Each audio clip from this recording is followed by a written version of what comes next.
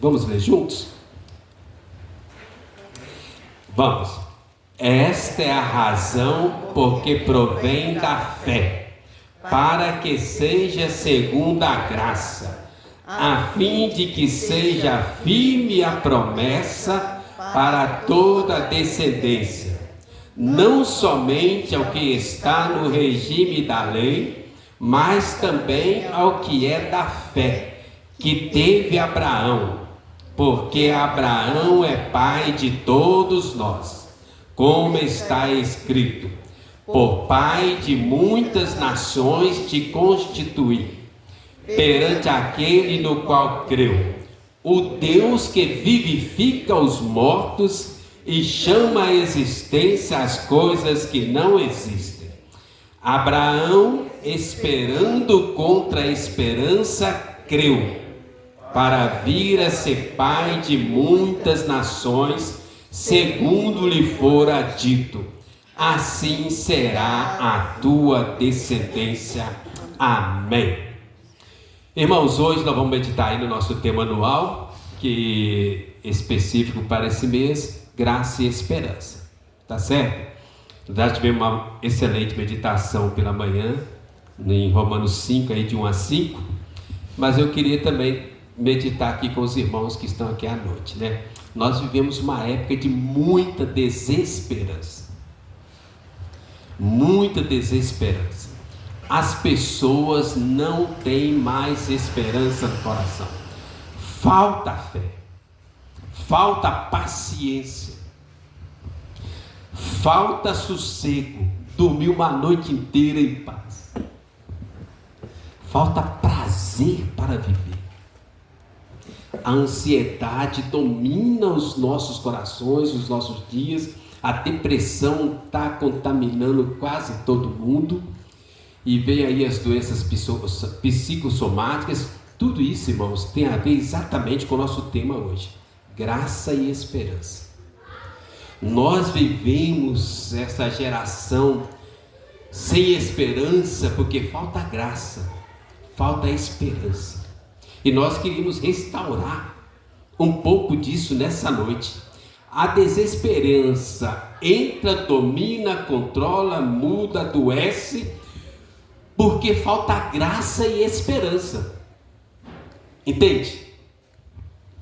Quando tem um, não tem o outro. Dois bicudos não se beijam. A desesperança está reinando porque falta graça e esperança nas nossas vidas. Nós estamos orando para Deus restaurar a graça e a esperança em nossos corações nesse dia, né, irmã? Então esse é o nosso plano, o nosso propósito, irmãos. Olha um exemplo na Bíblia: o profeta Elias. Lembra lá em Reis 18, após o confronto com os profetas de Baal, aí o rei Acabe informa para Jezabel o que Elias tinha feito. Elias é dominado pela desesperança. Foge, entra numa mata pequena de arbustos, deita no meio da mata e pede a morte. O profeta Elias. E Deus é tão assim sábio, irônico, e não sei algum outro adjetivo paralelo, que Elias foi um dos poucos que não morreram, né? Enoque e Elias não passaram pela morte. Mas Elias pediu: Deus, eu quero morrer. Quer ver só para vocês verem? Primeiro livro de Reis, capítulo 19, versículo 4. Olha quando a desesperança entra no coração de uma pessoa. E gente, presta atenção, estamos falando aqui de um homem de Deus.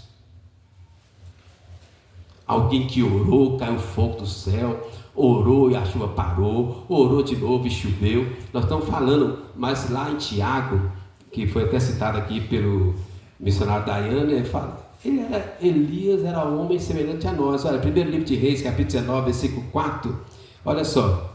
Aí aqui começa contando a história toda, né, que eu já falei, resumidamente. Versículo 4: ele mesmo, Elias, porém, se foi ao deserto, caminho de um dia, veio, se assentou debaixo de um zimbro e pediu para si a morte. E disse: basta, Toma agora, ó Senhor, a minha alma, pois não sou melhor do que meus pais. Misericórdia. Nós estamos falando de um grande homem de Deus, que foi tomado pela desesperança. Olha um outro exemplo muito forte também, Jonas. Olha Jonas, vai lá em Jonas, fazendo um favor, rapidinho, Jonas 4, versículo 3. Jonas é famoso, mas o livro é escondido, né? Está perto de Obadias. Jonas 4, versículo 3. Jonas também ficou indignado com a restauração de Nínive, porque havia profecias, ele era filho de sacerdote, de profeta, ele sabia que, ele conhecia todo o contexto, que Nínive ia levantar e ia destruir o povo dele. E é interessante, quando uma nação inimiga invadia uma outra nação, os primeiros que eram mortos eram os sacerdotes, aqueles que faziam a ligação do povo com Deus. E agora Deus acabou de poupar a Nínive. Jonas fica indignado, a desesperança toma conta do coração dele, porque ele sabia, de fato o que ele sabia aconteceu. Nínive se levantou e destruiu toda a nação de Israel, que nunca mais voltou a ser nação.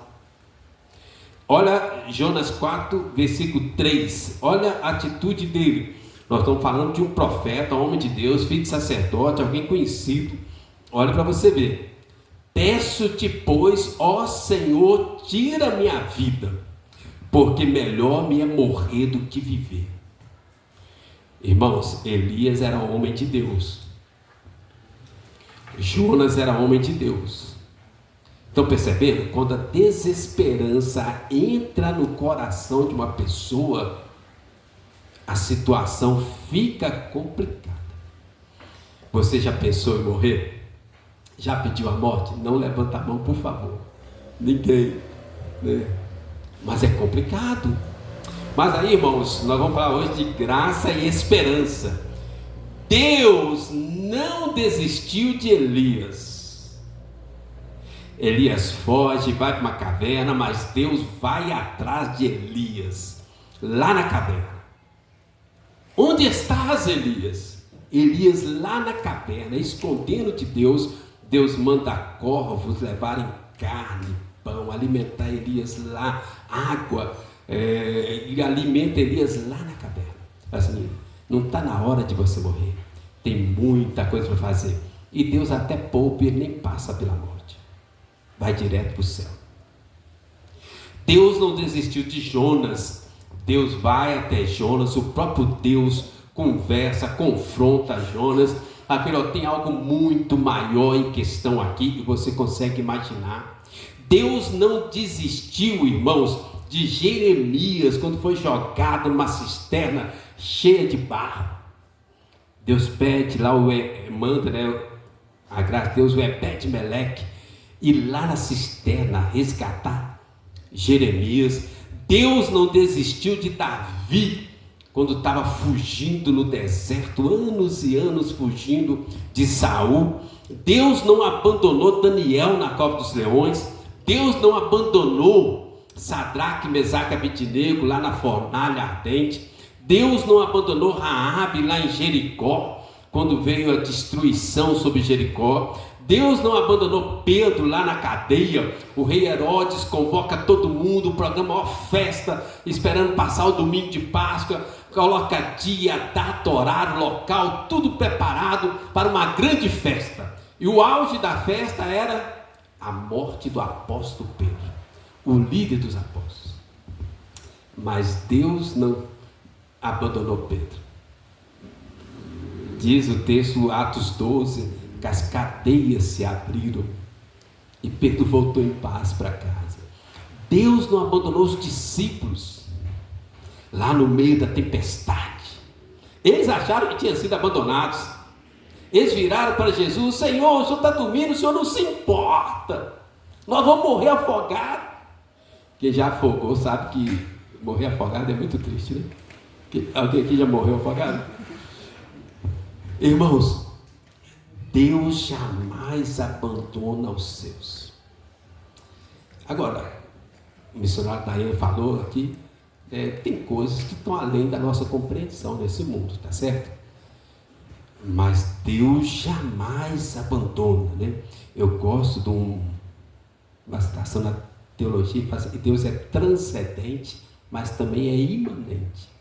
Ele é onipotente, mas é um Deus que se importa, se relaciona, que está conosco aqui, presente, todos os dias, o dia todo, 24 horas, Deus está aí do seu lado.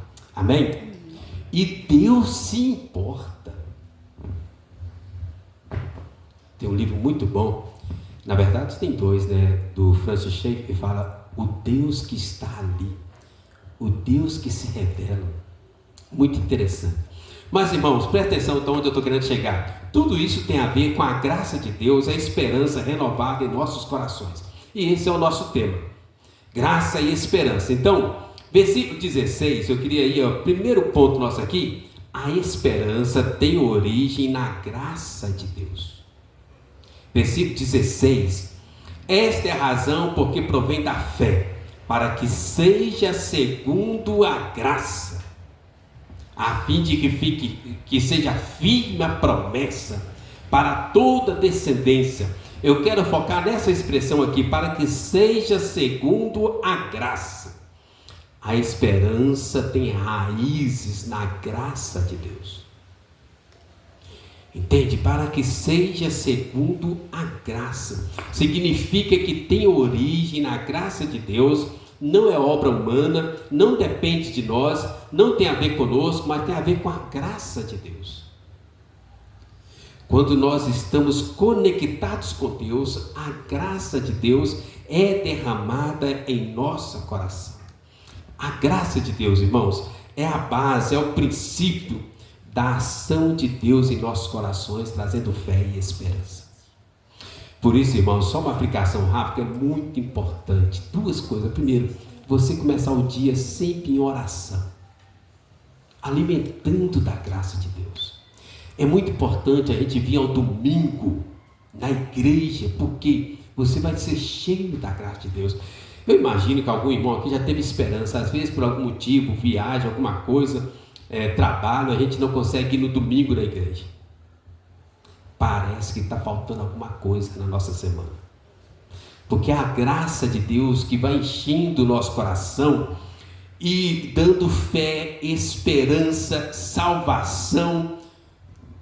É a graça de Deus. Apocalipse fala que quando nós estamos no culto, Jesus passeia no meio da igreja, derramando graça em nossos corações.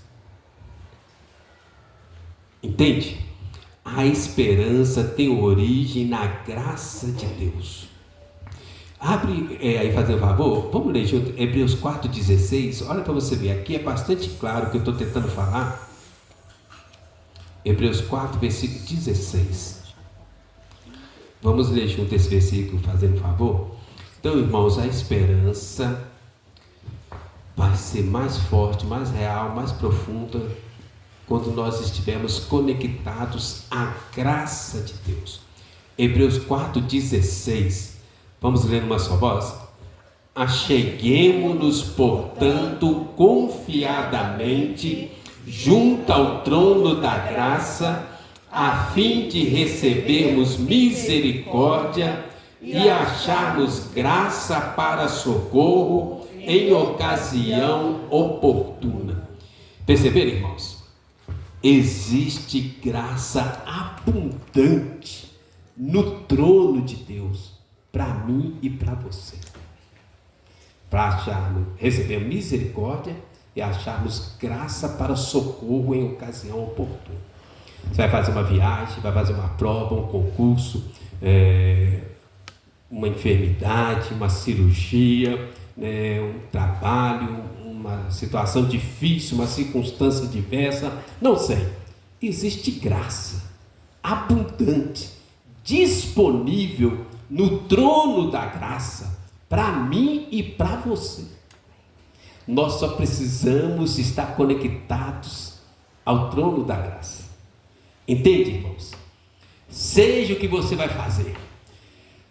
Muitas vezes a gente começa a semana angustiado, ansioso. Você precisa entender isso.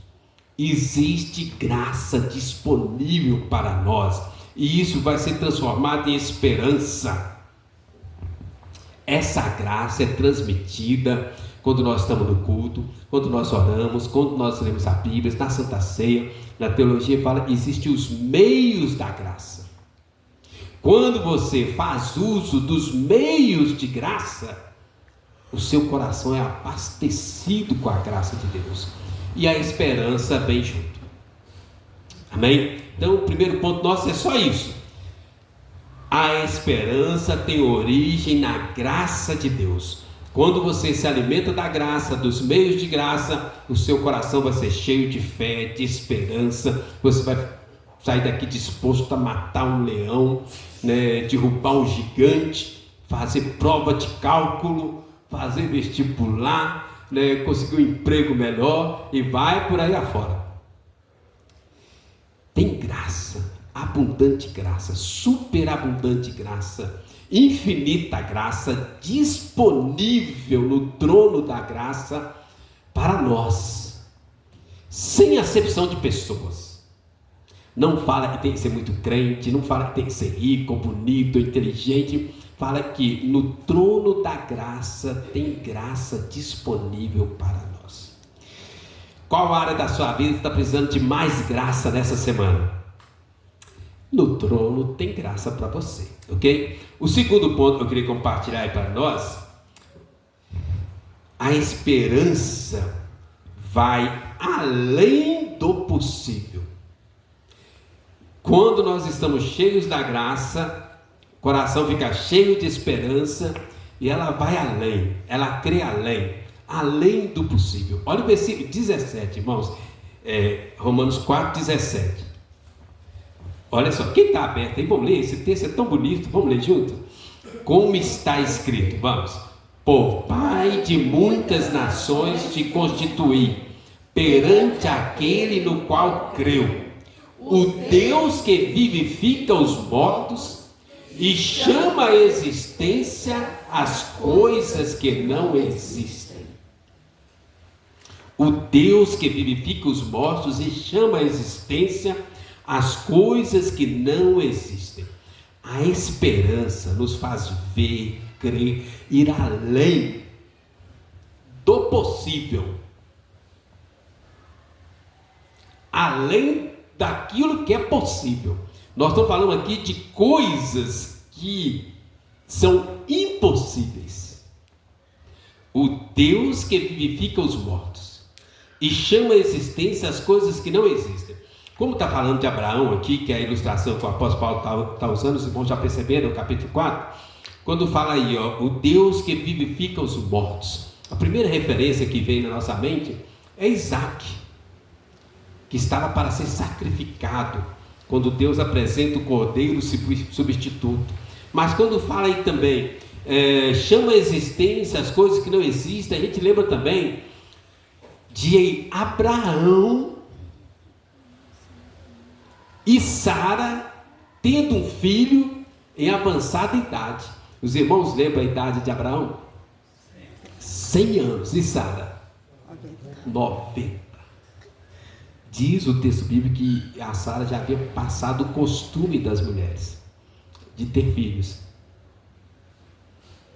Mas nasceu um filho, e desse filho veio uma multidão de nações, né?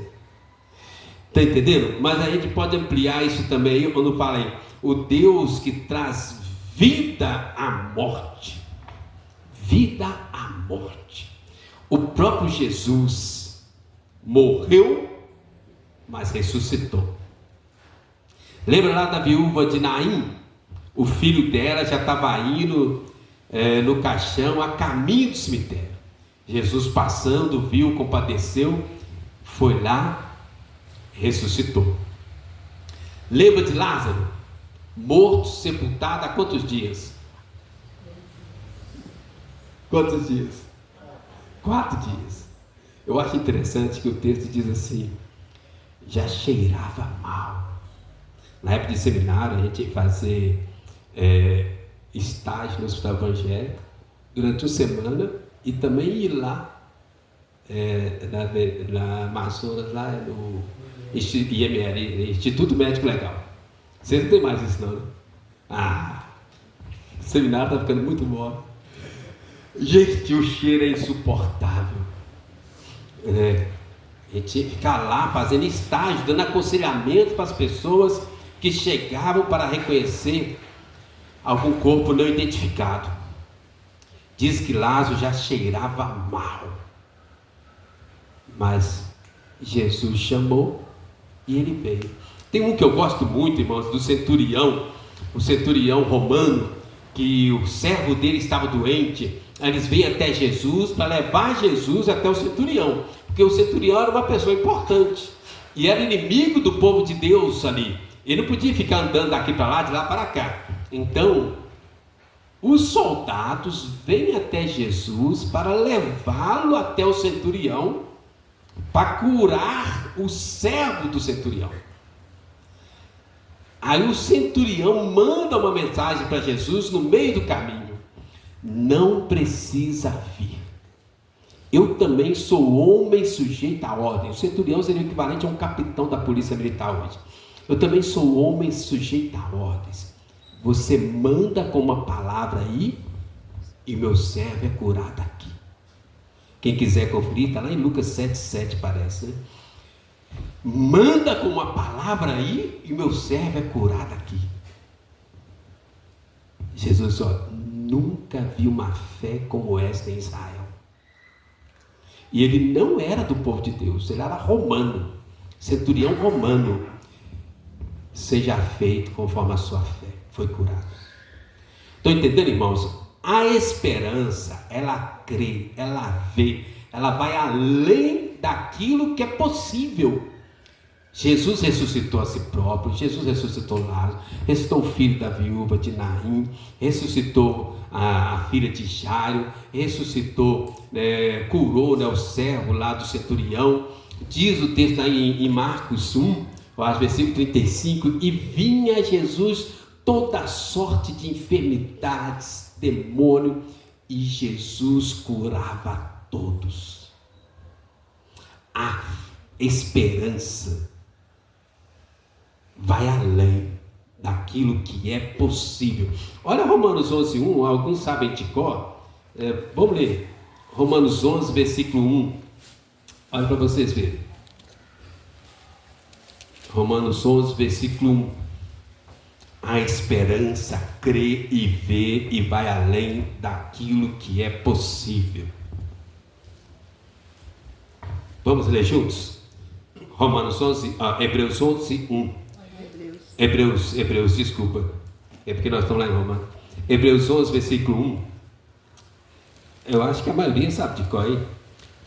Ora, a fé é a certeza de coisas que se esperam, a convicção de fatos que se não veem. A certeza de coisas que se esperam, a convicção de fatos que se não veem. Estão entendendo, irmãos? A esperança tem origem na graça. A graça vem do trono de Jesus. Quando você está em comunhão, conexão, conectado com Jesus, o seu coração é abastecido, alimentado da graça. Você sai disposto a enfrentar gigantes, matar leões, e aí essa esperança começa a funcionar. Você começa a ver e crer além daquilo que é possível. Hebreus 11:1, né? Fé é a certeza de coisas que se esperam. O que você está esperando de Deus nesta semana? A convicção de fatos que se não vê. Lembra de Tomé? Tomé chegou até Jesus, primeiro até os discípulos: se eu não ver a marca dos cravos nas suas mãos, eu não acredito. Jesus aparece uma segunda vez: põe a mão aqui, Tomé, toca aqui. Tocou, disse: agora eu creio. Disse: bem-aventurado aqueles que não viram e creram. A esperança, ela crê, ela vê, além daquilo que é possível. Irmãos, a grandiosidade da fé está em você acreditar, confiar, descansar no poder, na graça, no amor, na onipotência divina, mesmo quando tudo diz não, mesmo quando a tempestade está te jogando para lá e para cá, mesmo quando as circunstâncias adversas, querem te naufragar, mesmo quando dá vontade de morrer, a graça de Deus nos capacita, a esperança enche nosso coração, assim nós cremos, recebemos, vemos além, irmãos. John Stott tem uma frase que eu gostei, que eu vi no comentário. John Stott foi um pastor maravilhoso, pastor de pastores, morreu há pouco tempo, na Inglaterra, tem muitos livros escritos. John Stott, comentando esse texto, ele fala assim: o nada e a morte não são problemas para Deus. Foi a partir do nada que ele criou o universo, e foi a partir da morte de Jesus que ele o ressuscitou, fez o primogênito e começou uma nova criação. O nada e a morte não são problemas para Deus. Pastor, não estou vendo nada. Não é problema para Deus. Pastor, estou com vontade de morrer, a morte me domina, a morte me cerca. Não é problema para Deus. O grande desafio é você confiar, acreditar no poder, no amor de Deus, mesmo quando tudo diz o contrário.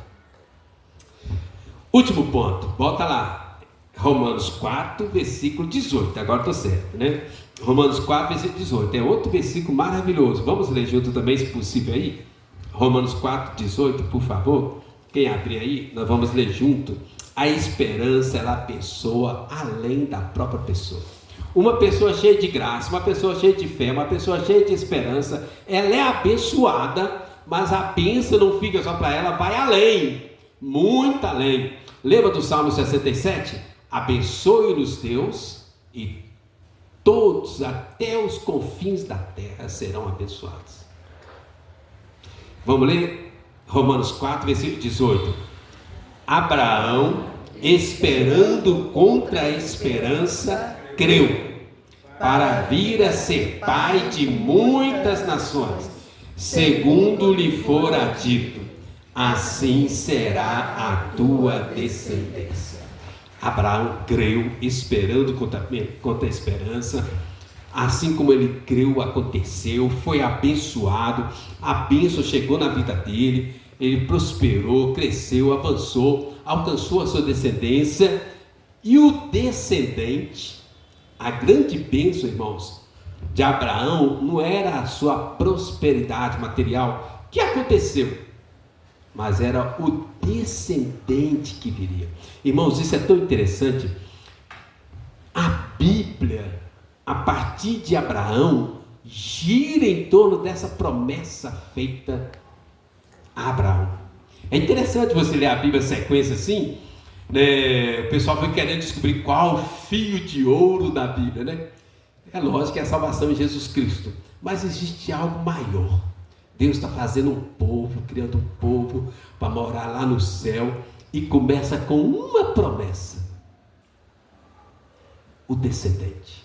A Bíblia toda gira em torno desta promessa. O tempo todo eles vão fazer análise, tudo a partir dessa promessa. Abraão creu, esperando contra a esperança, foi abençoado, prosperou, mas tinha uma outra promessa: o descendente de Abraão. E a partir de Abraão começa um novo povo, o povo que vai morar no céu. Todos nós somos filhos de Abraão, por causa dessa promessa. Dele viria o descendente. Aqui, nessa promessa, começa um novo povo, uma nova família, aqueles que irão morar no céu, né? O descendente. E aí, a bênção se espalhou para todas as nações, né? Como diz, é pai de muitas nações, referindo aí ao descendente que iria levar salvação a todas as nações. Irmãos, todos aqueles que têm fé em Jesus são filhos de Abraão por causa dessa promessa. Aqui tem um marco divisório, né, importante, né? Aqui começa o povo que vai morar no céu. Aqui começa, né, o povo de Deus, a família de Deus. Tudo começa com essa promessa, Abraão, e a Bíblia gira em torno dessa promessa. Aqui está o fio de ouro que o pessoal não consegue ver. Um povo que vai morar no céu. Começa em Abraão. Quando você estiver lendo a Bíblia, começa a pensar assim: o que isso tem a ver com esse povo que vai morar no céu? Todos os textos da Bíblia estão diretamente relacionados com este povo que vai morar no céu. Aqui está o mistério. Este povo que vai morar no céu, essa promessa que vai nortear todas as escrituras sagradas. Irmãos, lá em Jeremias 31:17 fala assim: olha, há esperança para o teu futuro, diz o Senhor, porque teus filhos voltarão para os seus territórios. Falando do povo que havia sido levado para o cativeiro da Babilônia. Há esperança para o teu futuro. Há esperança para o teu futuro. Há esperança para a sua semana. Há esperança para o seu casamento. Há esperança para os seus filhos. Há esperança para a sua vida financeira, para a sua saúde. Há esperança em Deus, na graça de Deus, na comunhão com Deus. O Deus que vivifica os mortos, chama a existência as coisas que não existem. Há esperança em Deus para quaisquer circunstâncias adversas que nós fomos submetidos nessa semana. Tem esperança. Creia na esperança. Não perca a esperança. Ressuscita a esperança no seu coração. Amém? Amém. Tem esperança para nós. Há esperança. Quando Abraão recebeu essa palavra, quando Abraão ouviu, quando ela foi cumprida, a promessa na vida de Sara, na vida de Abraão, né, não havia nenhuma possibilidade.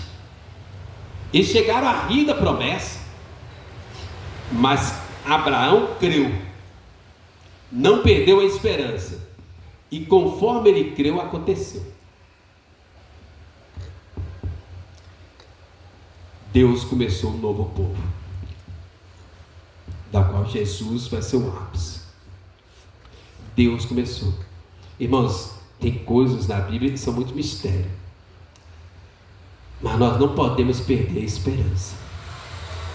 Deus criou os anjos lá no céu, um terço caiu. Deus criou Adão e Eva no jardim do Éden, ambos pecaram, foram expulsos do jardim. Com Noé, Deus exterminou a raça humana. Vão começar de novo com Noé. Primeira semana já complicou tudo, bagunçou tudo. Não durou uma semana. Com Abraão deu certo. Disse: agora vai. Um novo povo, uma nova família, muito maior e melhor para viver no céu. Então, irmãos, eu queria concluir. Primeiro, a nossa esperança tem raízes na graça de Deus. Você precisa ser conectado ao trono da graça. Quanto mais tempo em comunhão com Deus, com a graça de Deus, conectado com Jesus, mais cheio de fé e esperança será o teu coração. Pastor, o senhor não sabe o que eu estou passando essa semana. Misericórdia. Mas eu sei que no trono da graça tem graça abundante, infinita graça, muito mais do que nós pedimos, pensamos, oramos, disponível para nós. Há esperança, irmãos. E segundo, primeiro então, a nossa esperança tem raízes na graça de Deus. Nós precisamos ser conectados ao trono da graça, comunhão com Jesus, diariamente, para alimentar o nosso coração de esperança, de fé. E segundo, quanto mais graça, mais fé, mais esperança. Você precisa receber Jesus, que é a graça encarnada, o autor da fé, consumador da fé e esperança. Segundo, separe tempo diariamente para orar e ler a Bíblia. Vivemos uma época de muita desesperança, porque falta tempo de comunhão com Jesus em oração e leitura da Bíblia. Nós não podemos ficar nem um dia sem orar, irmãos. Muita correria, muito ativismo, muitas distrações. O mundo tem dominado. Um dia que a gente fica sem orar, a desesperança toma o lugar da esperança em nosso coração. Nós precisamos entender, viver. Você precisa separar tempo para orar e ler a Bíblia diariamente. Encher o seu coração de graça, de fé, de esperança. Amém? Amém. Vamos orar? Eu queria que você colocasse diante de Deus o que tem te incomodado, o que tem te preocupado, o que tem tirado a sua fé e esperança, o que tem te angustiado.